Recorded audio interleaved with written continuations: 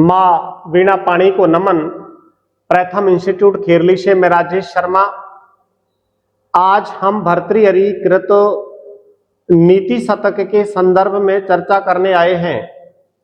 भर्तृहरि ने नीति शतक में जिस मंगलाचरण का प्रयोग किया है, आज उसका विस्तार से वर्णन कीजिए।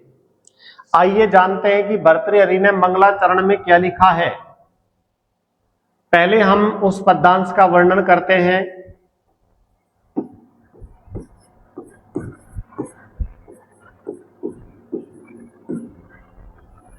दिक् कालाद्ध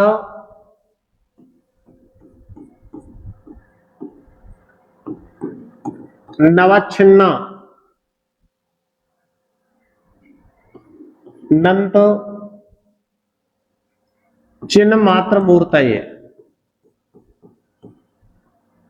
चिन्ह मात्र मूर्तये। फिर आगे लिखते हैं कि स्वानुभूते का माना है।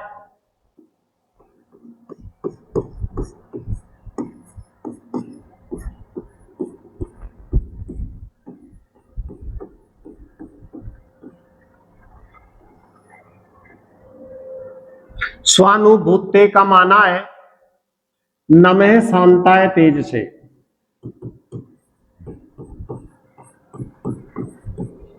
नमः शांताय तेज से चतुर्थी विभक्ति का प्रयोग किया है यहां पर, और ये लिखा है तुम्हारा नीति शतक में।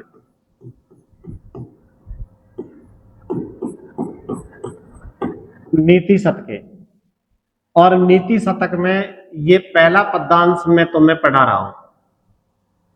अब देखिएगा यहां पर जो कहने योग्य बातें इसमें बताई हैं, एक बार हम इसका उच्चारण करते हैं कि दिक् कालाद्ध नवच्छिन्न अंत चिन्ह मात्र मूर्तये स्वानुभूते कमानाय नमः शांताय तेज से।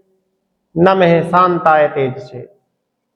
हे ईश्वर, हे शांत स्वरूप ईश्वर, हे तेज, हम तुम्हें नमस्कार करते हैं। यहां पर भर्तृहरि लिखते हैं कि अनुष्टुप छंद का प्रयोग हुआ है। यहां पर भर्तृहरि जी अनुष्टुप छंद में इस मंगलाचरण को पढ़ते हैं। इसके बाद स्वभावोक्ति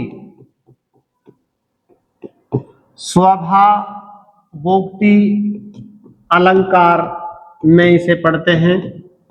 स्वाभाविक वर्णन आया है और यहां पर नमस्कारात्मक मंगलाचरण आया है। नमस्कारात्मकम मंगलाचरणम, मंगलाचरण। अब हम तुम्हें यहां एक एक के बारे में विस्तार से बता रहे हैं। सबसे पहले तो हम यहां लिखना चाहेंगे कि भर्तृहरि महोदय ने जो बताया है कि भर्तृहरि महोदय से इष्ट देवता, भर्तृहरि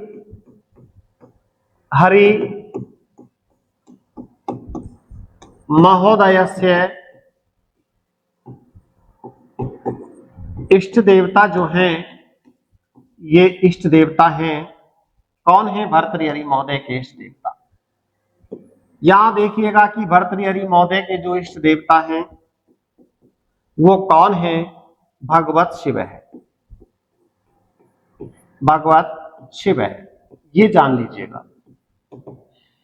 यहां पर भर्तृहरि के इष्ट देवता भगवान शिव है और भर्तृहरि जी अपनी नीति शतक की रचना शुरू कर रहे हैं।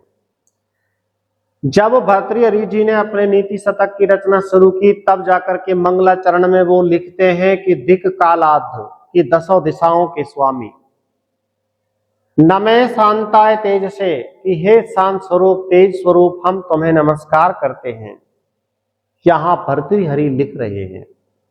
देखिएगा यहां पर भर्तृहरि महोदय के इष्ट देवता भगवान शिव हैं कि दिक् काल अद्ध नवच्छिन्नांत चिन्ह मात्र मूर्तये स्वानुभूति एकम आनाय नमे शांताय तेज से मैं अपनी अनुभूति के आधार पर एक एक शब्द को चुन चुन कर लिख रहा हूं। हे नमे शांताय तेज से, हे प्राणनाथ, हे इष्ट देवता, शांत स्वरूप इष्ट देवता, हम तुम्हें क्या करते हैं, नमस्कार करते हैं।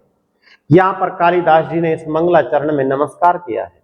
और ये जो आपका मंगलाचरण यहाँ प्रयुक्त हुआ है, इस मंगलाचरण पर थोड़ा विचार कीजिए कि जो मंगलाचरण होता है कितने प्रकार का होता है।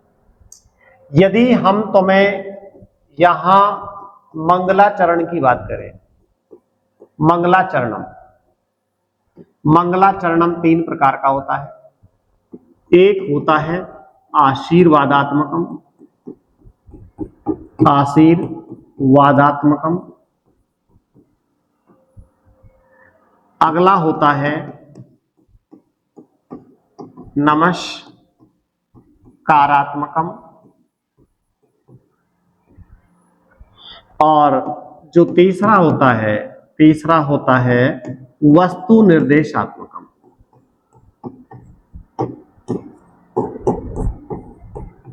वस्तु निर्देशात्मकम। किंतु याद रखना कि नीति शतक में, कि यहां पर नीति शतक में नमस्कारात्मकम मंगलाचरणम वर्णितम, मंगलाचरणम वर्णितम, ये ध्यान रखना है। यहां नीति शतक में नमस्कारात्मक मंगलाचरण को वर्णित किया गया है। अब हम यहां अगली बातें बता रहे हैं कि भर्तृहरि मंगलाचरणे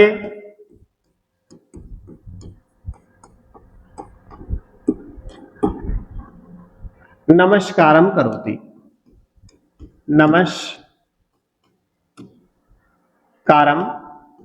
करोति, नमस्कार करता है। दूसरी बातें जानिए, भगवत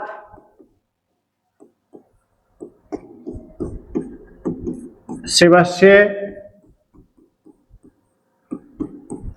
वैशिष्ट्यम, भगवान शिव की यहां विशेषताएं वर्णित हुई है, और भगवान शिव की जो विशेषताएं वर्णित हुई हैं, मैं उस एक एक विशेषता को यहां चुन चुन करके पढ़ा रहा हूं। और पहली विशेषता जो इन्होंने लिखी है, दिक् कालाद्ध नवच्छिन्ना। देखो, कालाद्ध नवच्छिन्ना, नंत चिन्ह मात्र मूर्तये, ये बात इन्होंने कही है। ये बात इन्होंने कही है कि दिक् कालाद्ध नवच्छिन्नानंत चिन्ह मात्र मूर्तये, ये 10 दिशाओं, क्या कह रहे हैं ये कह रहे हैं 10 दिशाओं। ये लो, जिसके लिए इन्होंने कहा है दिक् काल, जिसके लिए इन्होंने दिक् काल ये शब्द काम में लिया है, दिक् काल। और तीनों दिशाओं, 10 दिशाओं की बात की है, तीनों कालों की बात की है ना, तीनों काल, तीनों काल, जिसके लिए इन्होंने दिक् काल शब्द काम में लिया है। इसके बाद में आदि द्वारा असीमित, आदि द्वारा असीमित, आदि द्वारा असीमित अनंत ज्ञान स्वरूप को, अनंत ज्ञान स्वरूप परब्रह्म को, बस इसमें इतना ही पढ़ाना है मुझे कि दसों दिशाओं, तीनों काल आदि द्वारा असीमित अनंत ज्ञान स्वरूप पर ब्रह्म को। फिर उन्होंने लिखा है, फिर ये लिखते हैं कि दिक कालाध, ये लिखते हैं, लिखने के बाद में फिर लास्ट में चलते हैं ये शांताय। यहां पर इन्होंने शांताय शब्द का प्रयोग किया है, शांताय। और पता है आपको कि यहां पर शांताय शांत स्वभाव वाले पर ब्रह्म को ये लिखते हैं शांत स्वभाव वाले पर ब्रह्म को, शांत स्वरूप वाले पर ब्रह्म को या शांत स्वभाव वाले पर ब्रह्म को। फिर एक अगला शब्द का प्रयोग और करते हैं और वह होता है तेज से। एक अगला शब्द तेज से लिखते हैं, नमः शांताय तेज से, ज्योति स्वरूप पर ब्रह्म को, ज्योति स्वरूप पर ब्रह्म को, ज्योति स्वरूप पर ब्रह्म को। फिर ये लास्ट में लिखते हैं नमः, यानी कि नमस्कार करता हूं, नमस्कार करता हूं। यहां पर भर्तृहरि जी नमस्कार कर रहे हैं, किसको नमस्कार कर रहे हैं? पर ब्रह्म परमात्मा को नमस्कार कर रहे हैं।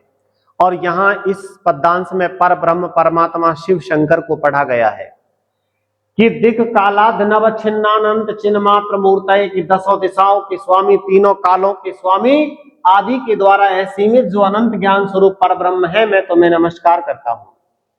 फिर ये लिखते हैं कि शांताय शांत स्वभाव वाले पर ब्रह्म को मैं नमस्कार करता हूं। और फिर कहते हैं तेज से जो ज्योति स्वरूप तेज पुंज है, मैं उनको भी नमस्कार करता हूं। ये तीनों में नमस्कार करते हैं। ये भगवान शंकर की, शिव की विशेषता हो गई। ये भगवान शंकर की विशेषता हो गई और ये भी भगवान शंकर की विशेषता हो गई। तो ये तीनों के तीनों भगवान शंकर की क्या पढ़ी गई है? विशेषताएं पढ़ी गई है। और इस पद्यांश में क्या किया जा रहा है? नमस्कार किया जा रहा है। एक बार आप इसका स्क्रीनशॉट लें ताकि मैं आपको इसके अन्य सवालों के बारे में रूबरू करवा सकूं। अब हम जानते हैं कि इसके अंदर के जो प्रश्न निकल करके आएंगे, बन करके आएंगे, उन प्रश्नों को आप लोग कैसे क्लियर करोगे, कैसे जानोगे? घबराना नहीं है, मैं हूं, घबराना नहीं है। यहां पर लिखते हैं नीति शतके मंगलाचरणे वंदना कृतम।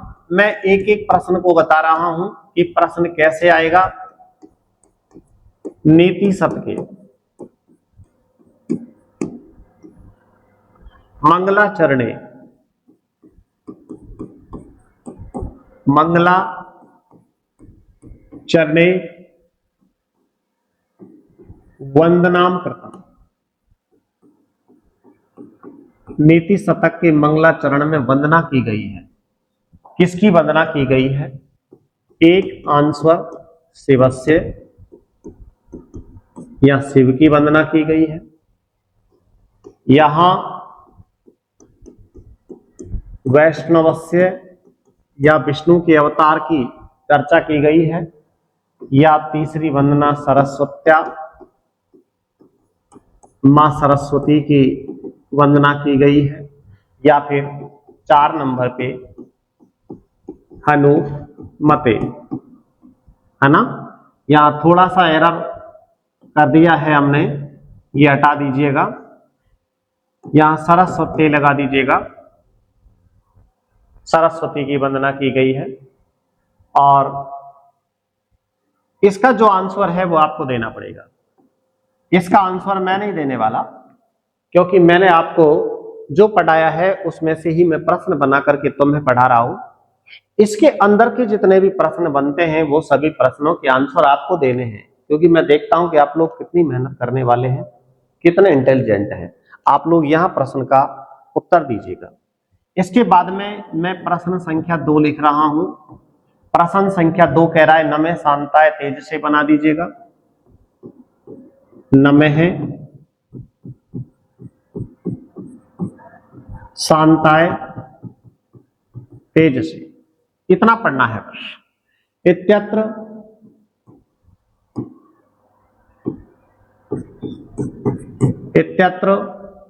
तेज से विशेषणम,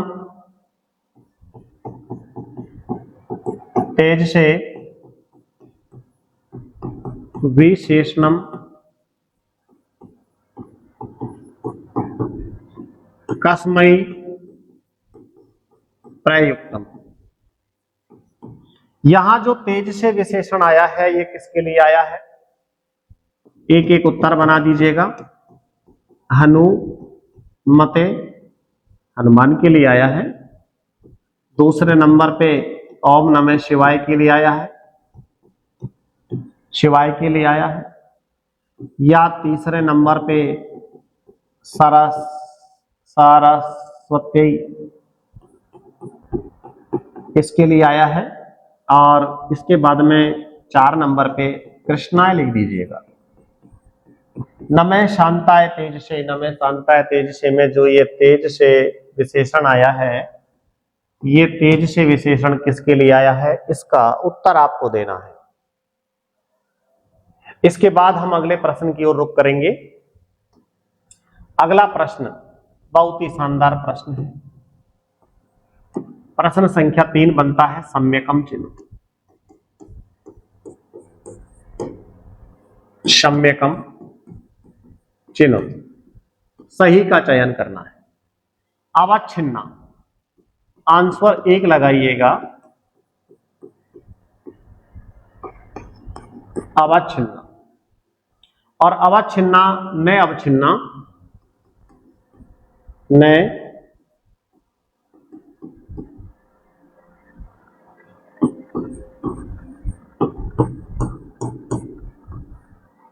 अवच्छिन्ना, न अवच्छिन्ना, न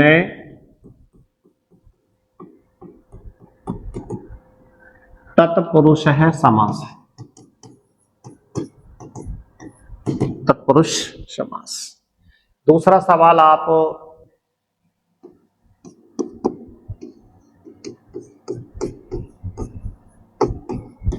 ऐसे बनाना,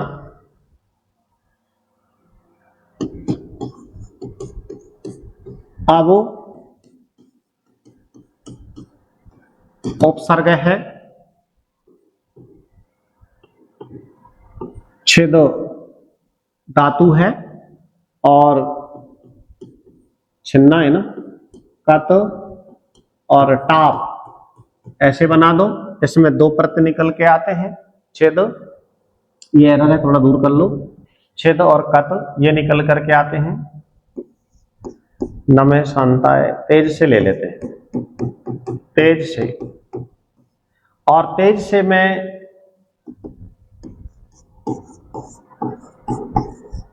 चतुर्थी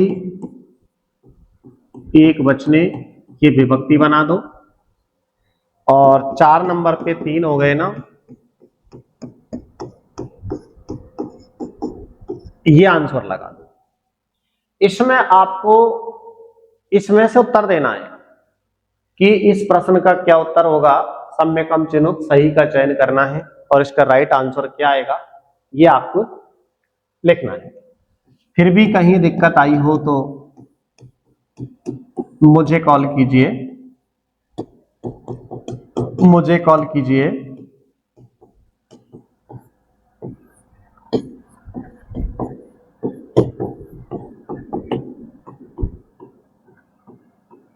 मुझे कॉल कीजिए।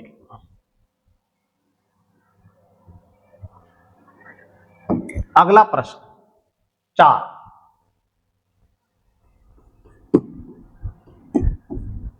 प्रश्न संख्या 4 है। दिक कालाध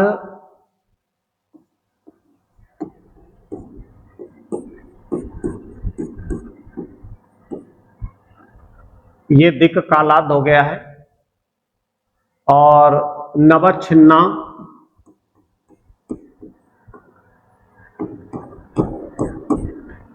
नंत चिन्ह मात्र मूर्तय है। चिन्ह मात्र मूर्तय ये लीजिएगा। दिक कालाद नवच्छिन्नानंत चिन्ह मात्र मूर्तय। और सवाल बना के लेना है, आपको देना है संधि विच्छेदम कुरुत। संधि विच्छेदम कुरुत। संधि विच्छेद करिए साहब इसमें। अब संधि विच्छेद कैसे करोगे? ये तो लंबाई बहुत हो गया। तो संधि विच्छेद में हो जाएगा, कोई बड़ी बात नहीं है। देख काल आदि, देखो काल, एक तो यहां से तोड़ दो इसको, आदि, देख काल आदि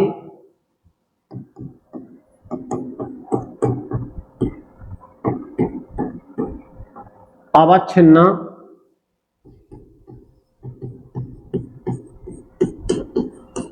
अनंत चित, देख काल आदि अवच्छिन्न चित मात्र मूर्तये, मात्र मूर्तये। और जैसे भी आपको समय मिले ना, यहां पर कौन कौन सी संधियां हुई है नियमानुसार लगा लेना। एक तो इसका ये हो जाएगा।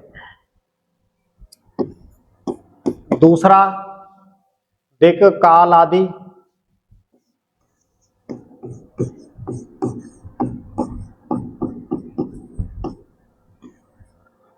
देख काल आदि अवच्छिन्न,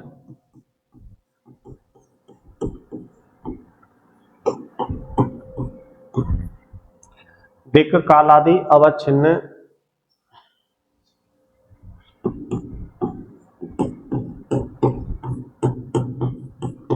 अनंत चित, फिर लगा दीजिएगा मात्र मूर्तये। ये भी सही है। तीसरे नंबर पे क्या करके देखें? देखो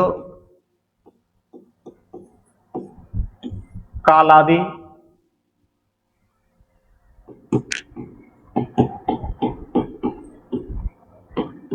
अवच्छिन्नानंत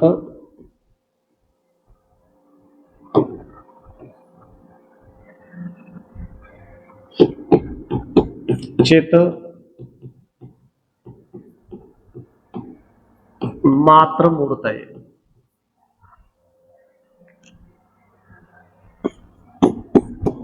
4 नंबर पे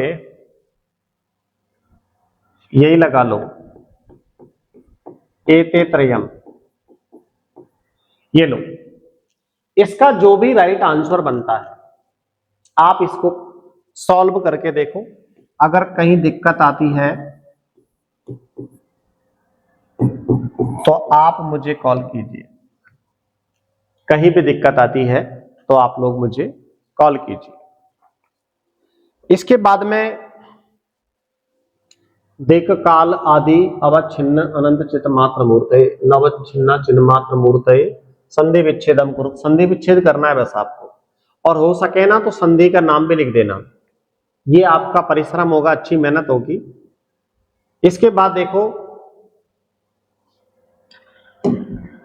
4 एक सवाल और बना लेते हैं। प्रश्न संख्या 5, शांति स्वरूपाय तेज स्वरूपाय च। शांति स्वरूपाय तेज स्वरूपाय च, कितना लिख दिया है? शांति स्वरूपाय तेज स्वरूपाय च प्रणति अस्तु, प्रणति अस्तु। ये लो कि शांति के स्वरूप और तेज के स्वरूप के लिए मेरा प्रणाम हो। अब यहां कौन है शांति के स्वरूप, तेज के स्वरूप? पर ब्रह्मणे, पर ब्रह्मणे, पर ब्रह्म के लिए मेरा प्रणाम मालूम हो, या सरस्वती मां शारदा के लिए मेरा प्रणाम मालूम हो, या हनुमते या हनुमान के लिए मेरा प्रणाम मालूम हो, या फिर इन्होंने एते त्रयम, इन तीनों के लिए मेरा प्रणाम मालूम हो। यहां पर भर्तृहरि जी क्या लिखते हैं।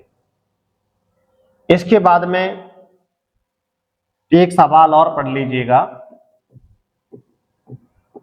कि पद्यांश से अस्मिन वर्णितम, यहां लिख दीजिएगा प्रश्न संख्या 6 है ना, कि नीति शतकम मुक्तके मंगलाचरणम अस्ति, मंगलाचरणम वर्णितम, यह अस्ति जो भी है, कौन सा मंगलाचरण है? आशीर्वादात्मकम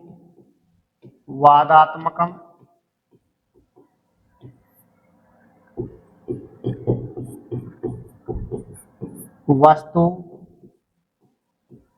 निर्देशात्मकम, या फिर तीसरा नमस्कारात्मकम।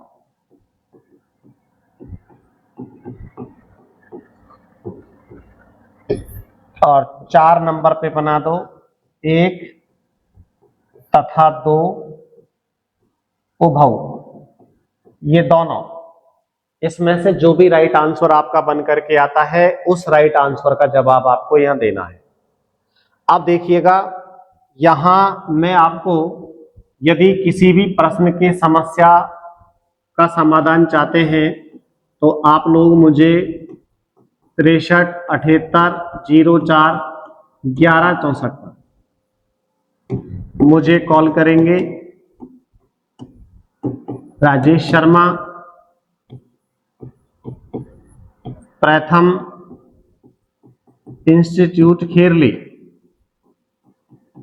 आप मुझे कॉल करेंगे। यदि आपको किसी विषय पर और वीडियो बनवाना है उसके लिए भी आप मुझे कॉल करेंगे।